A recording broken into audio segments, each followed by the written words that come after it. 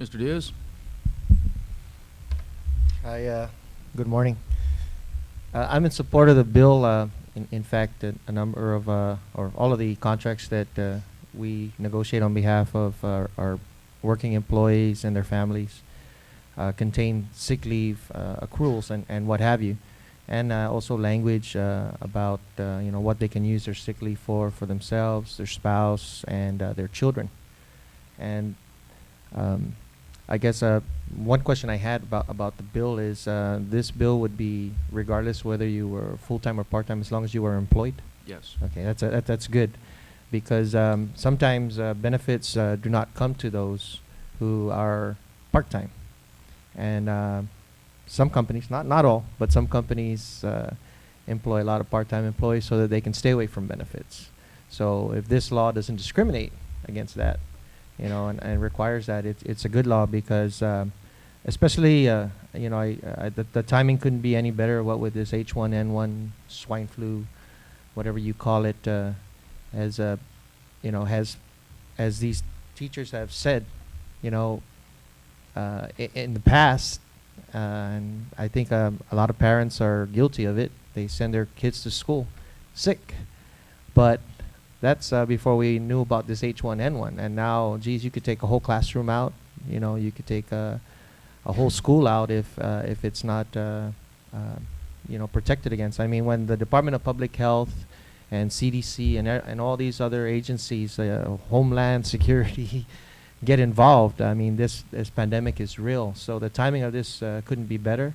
I think it's necessary, and I don't believe that, I believe that everybody, rather, should be entitled to sick leave accruals and to use it. And I believe that all of us, the majority, 99.9% of us, are going to use it and use it honorably. I mean, we always have that one bad apple, but, I think that all in all, that a person with a sick loved one, sick child, is going to be honest about it and take the necessary precautions, and this bill would allow for that, because now the parent or the spouse doesn't have to worry about, wow, if I don't go to work for 7 days, I'm going to be 7 days short on my check. It would allow him to take from a sick leave accrual. It's not anything less than that, but from a sick leave accrual that they accrue over time, to take care of those that he or she loves. And that's a basic human right. I agree with the previous folks here, and thank you for your time. Thank you, Mr. Diaz. Mr. Santos? I agree with this guy 100%. But I would like to. Mr. Santos, could you make sure you speak into the mic, please? I would like to. I mean, I agree with this individual here, but I would like to suggest for the mother who cannot afford to pay a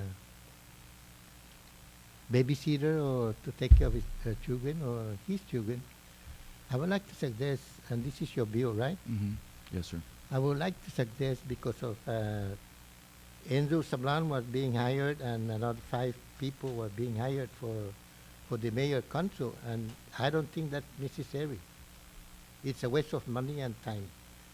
But for that money that Andrew Sablan and his 5 employees that are getting paid, it's better if you make a law that even 100, 200 children were very poor, that cannot afford babysitter.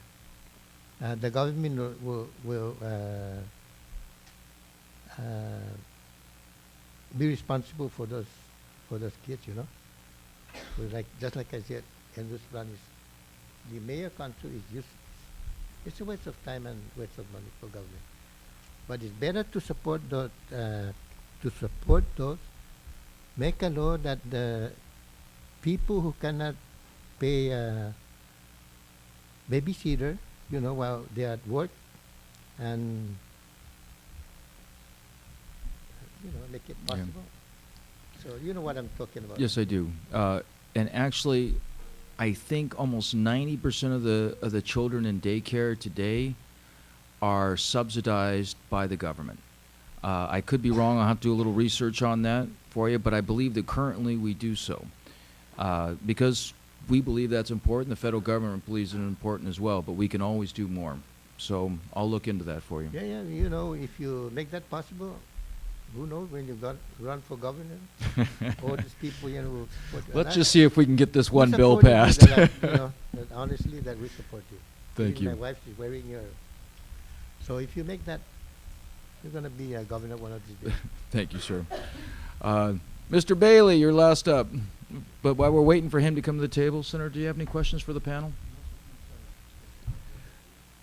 Fantastic.